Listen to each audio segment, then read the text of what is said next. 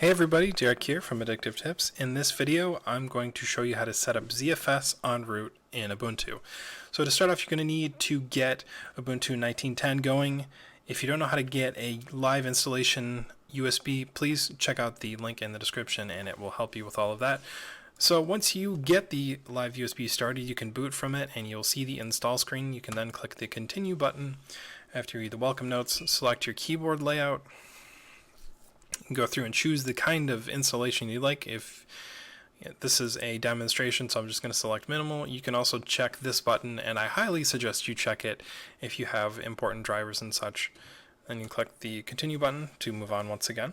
So after you pick minimal or traditional installation, you need to go to installation type. Now here it says that I've got Elementary OS 5.0 and I have several options. I'm going to check the experimental button, and this is how we will set up ZFS en route.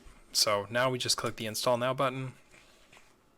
We click the continue button, and it's going to move on to the where do you live page, where you can it'll automatically detect it, and you can click the continue button. You can set up your username, and I'm going to set up my password and whatnot.